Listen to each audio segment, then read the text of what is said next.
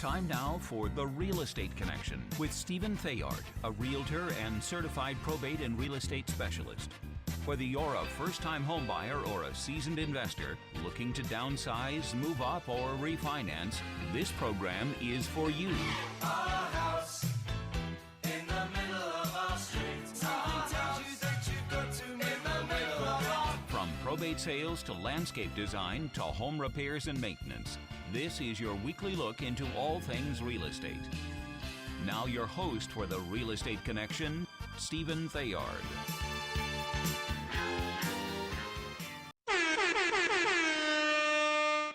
Hey everybody, welcome to The Real Estate Connection with your podcast real estate broker Stephen Theard, brought to you by Good Patriot Realty. A salute to home ownership. I want to thank you for joining me on the show. It is the end of the year. It is the end of the year. That's right. It is time to celebrate the birth of Jesus and to be thankful for the blessings of the year. It's December 2nd, 2021. Can you believe it? We're almost through an entire year of the 21st year of the new century. Unbelievable. December 2nd, 2021. Unreal. And we're getting ready to roll into 2022. So with that being said, today's topic of the podcast is 2021 in review and what's next for 2022. What we're going to do is we're going to take a 30,000 foot look at what happened in the real estate market for 2021 and where I personally think the market is heading into 2022. And I'm getting distracted because my white shirt is blending into the background. It's weird. But anyway, we're just going to keep on rolling. Good Lord Almighty.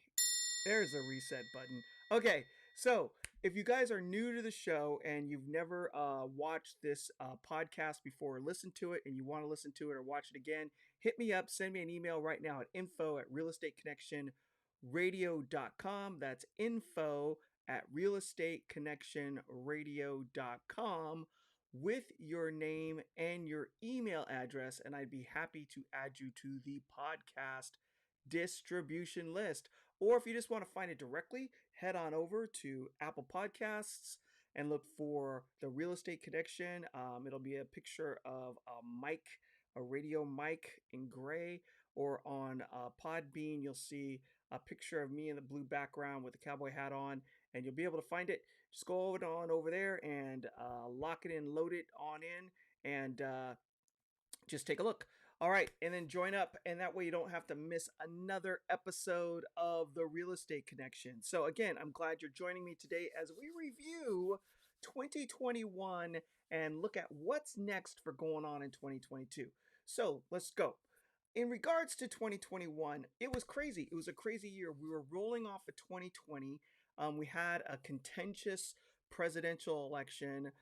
There was a lot of fighting going around the country as to who won or who didn't win, and was there cheating or non-cheating. And there was just kind of this big roil of what was going on in the world, in politics. And also with the change of administration, what was going to happen to the economy. And there was a little bit of uncertainty in the air, along with the pandemic and whether or not we were going to head back into lockdowns, what the vaccination was going to bring to the marketplace, and whether or not interest rates were going to stay low, or all that good stuff. So we kind of were rolling into 2021 without a lot of change on the horizon. A lot of people thought things were going to stay status quo and move forward, and a lot of people were rooting for the big change, and the big change happened. And so we were all sitting around asking ourselves what was going to take place as far as our economy and how the real estate market was going to respond to all this turmoil and upheaval in the market. But with that being said, what did happen is interest rates stayed low. We did not go into a hard lockdown again. Inventory stayed low as well.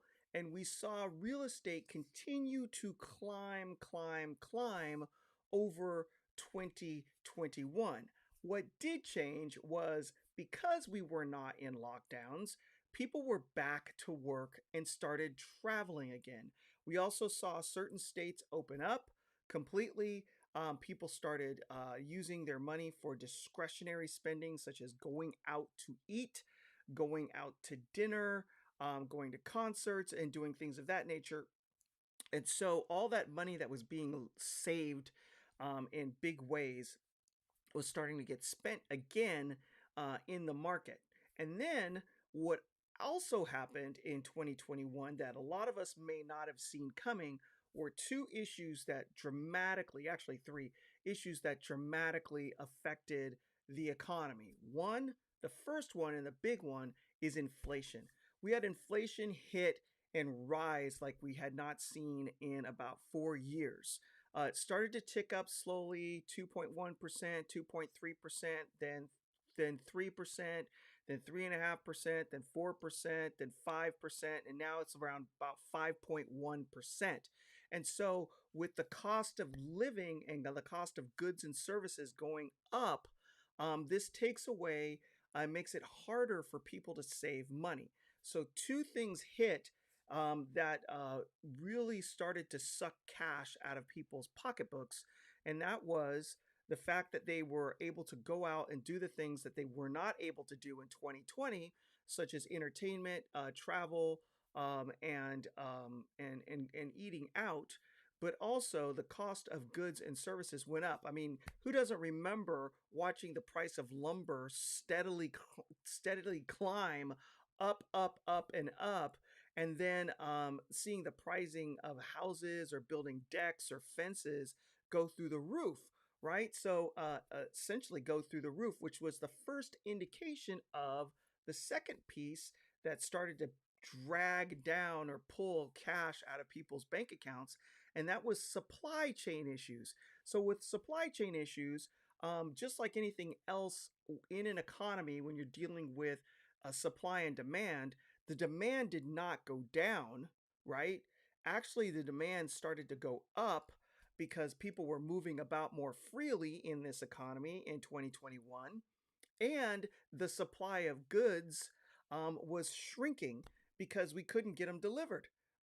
We had a truck driver shortage, whatever the reasons were. There's tons of theories on the table, but the fact of the matter remains that there was a supply issue, supply chain issue. So when you went to go get something that you normally would get in 24 to 48 hours, it was maybe taking a week. And so with that drag on time and the demand for that goods still being up there, the pricing of goods started to climb up, which also was an effect on inflation. Now, some will argue that the stimulus payments that went out in 2020 and 2021 contributed to this factor where you had a lot of people making a lot of money without having to really do anything and then flooding the economy with cash, that's going to cause inflation. Now, in theory, that is correct. If any of you have taken any economics classes, when you have a lot of cash rolling around in the marketplace, then the prices of goods and services is going to go up because cash is just easy to ask for because it's floating around out there, right? So that could affect pricing as well, but that's a debate that people can have. The fact of the matter remains that there, one, was inflation, it went up. Two, we had supply chain issues in regards to getting goods delivered around the country. And number three, the big one was that the price of gasoline started to rise all around the nation. So if you were in a state like California or a state like New York, where you might have a lot of taxes on top of the gas prices, your gas prices were going through the roof. And so what happens with that? Well, it costs more money to put gasoline in your tank for an individual to get around, but it also costs more money for a distributor to load up goods on a truck or a van or a train or an airplane to move goods around the country. Now, when the cost of delivering goes up, what happens? It gets passed along to the consumer because anybody in business is not just going to go, oh, well, Costs me, instead of $300 to fill the tank to deliver these goods on my truck, now it's $600. I'm just going to eat that. I'm just going to be, a good citizen and not pass that cost along to the person I'm delivering the goods for. Well, that's not what happens, because people still need to eat and need to pay their bills, and that's taking away from them being able to do that. And so what are they going to do? They're going to raise their prices for delivery. So when the prices for delivery go up, it trickles down and it eventually lands onto the back of the consumer. So with the price of gasoline going up in the economy in 2021, we also saw additional drag on the bank accounts of buyers in the real estate market. So with inflation, supply chain issues, and the price of gasoline going up, it's starting to pull away from the ability for a buyer to save money to make a down payment on a house, which absolutely has effect on the real estate market. Now, did this happen overnight? Did we see a drag on the real estate market in 2021? No, we did not. And why didn't we? We had interest rates that remained historically low throughout the entire year, and inventory remained low. The issue was back in the first real estate crash in 2004, 2005, builders stopped building out complete developments. They just cut it to a halt. They didn't want to lose money. Houses weren't selling, there was a glut of supply, so they changed their approach. Now, when a housing development is built, a builder will go out and acquire the land and put in the infrastructure, and they will sell the houses on a promise note, on a contract, and for construction, and then they'll sell a group and they'll build them, and then the people will occupy. So they'll sell, build, occupy, sell, build, occupy. So what happened was, during that time of the drag, when there wasn't a lot of housing being built because of the crash, we had a reduction in inventory from the building side. And now we're about 5 years behind where we should be. And it will only catch up if builders build more supply than what's needed every year for the next 5 years. And builders are smart. They're not going to build unless there's a demand. And they're still going to go by the way they're doing things now, which basically is, hey, we'll build 5 model homes. You come in, you sign a contract based on what you see, and then you pick your lot.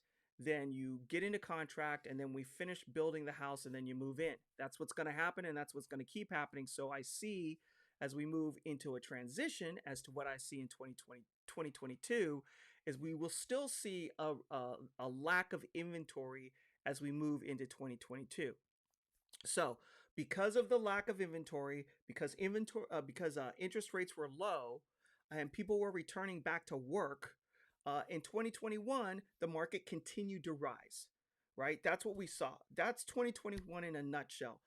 Supply was low, interest rates were low, people were going back to work, and the money was there, and so the market continued to rise. Now, let's transition. Where do I see the market going in 2022? So now we have supply chain issues kind of solidified. They haven't changed. They're still in existence. We have gas prices that haven't come down. They're still going to stay high. And we're starting to see an uptick in interest rates. So with the continued drag or pull on the bank account of consumers in the United States of America due to increased gas prices, due to increased cost of goods and services because of supply chain issues, and increase in cost of goods and services due to inflation, this is going to reduce the buying power of buyers moving into 2022. However, that's going to be pushing against an equal force of low inventory. So what does that mean? That means we will probably see a slowdown in the increase in value of homes in 2022, but we will not see a reduction in value in 2022. As interest rates go up, it reduces the buying power of consumers. They have less money to put down, and so your buying pool is going to shrink. However, the amount of houses available for sale will not go up. which means they're still going to be competing for a limited supply. What does that mean to sellers? Sellers, it means when you get asking price or fair market value, consider it to be a good deal. You may not be seeing multiple offers and way over asking because the buying power of the buyers has shrunk due to inflation, gas prices, and increase in interest rates. Also, you'll see buyers start to negotiate a little bit more on a home. They may ask for a reduction in price due to repairs that are needed, whether it be related to termite issues, water damage, roof, or major systems in the home. So if you have issues with your heat HVAC system, or you have issues with an older roof that may need repair, or you have issues with termites that may require the house to be tented, please listen to me. You will see buyers start to push to have that taken care of as part of the transaction. Now, my advice is to sellers is to go ahead and make these adjustments because getting your equity out of the home is more important than haggling over maybe $5,000 or $10,000 at the end of the day.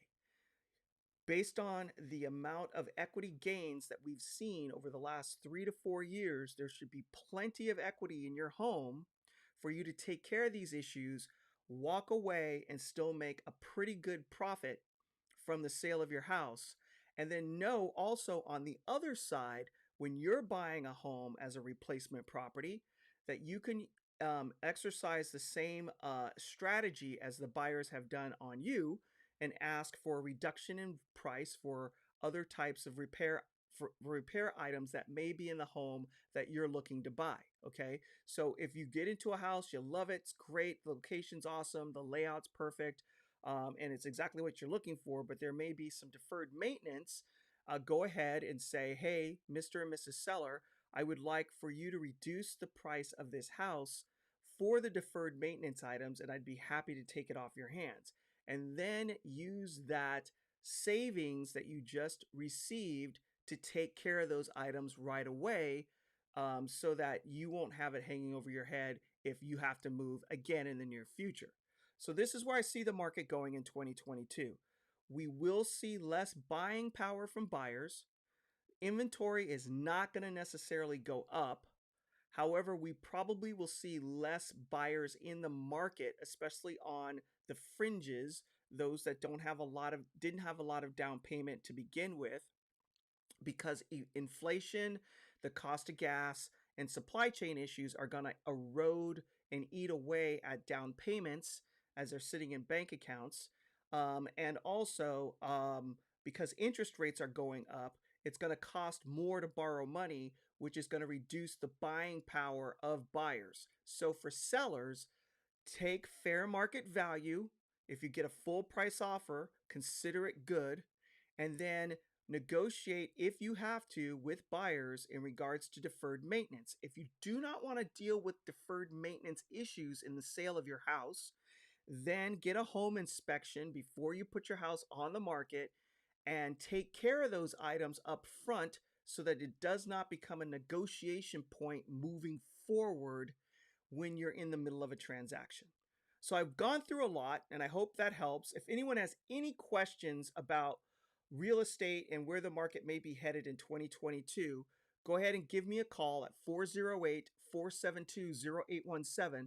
Again, that's 408-472-0817. Stephen Theard, your real estate broker and host of the Real Estate Connection, sponsored by Good Patriot Realty. A salute to home ownership. Give me a call. I'd love to talk to you about your specific situation and how we can get the most amount of money out of your property when you put it for sale, and to set the expectation of what you'll probably see in the marketplace when you have your house listed. It's the end of the year and people are thinking about spring and moving already. So if that's you, go ahead and give me a call, 408-472-0817. Again, 408-472-0817. And as I open my drawer, and pull out my coin, I'm going to leave you guys with this. Joshua 1:9. Be strong and courageous. Do not be afraid. Do not be discouraged, for the Lord your God will be with you wherever you go. And in case you want to know the coin that I'm reading, this is it right here. I read that at the end of every show. It's a little challenge coin that I like to carry to remind me to do what I've just reminded you to do. So thank you again for joining me on another episode of the Real Estate Connection, brought to you by Good Patriot Realty, a salute to home ownership. If you'd like to get in touch with Good Patriot Realty in regards to selling your home, give me a call. Stephen Theard, your real estate broker host, the Real Estate Connection at 408-472-0817. Again, 408-472-0817. God bless you. God bless your family. God bless the United States of America. And we'll see you next week on another episode of A Real Estate Connection. And oh, by the way, Merry Christmas! This has been The Real Estate Connection with Realtor and Certified Probate and Real Estate Specialist Stephen Theard. Licensed Cal BRE number 0170019. For more information on this program, visit realestateconnectionradio.com. To contact Stephen directly, call 408-472-0817 or email info@realestateconnectionradio.com. And be sure to tune in next week at this time for The Real Estate Connection.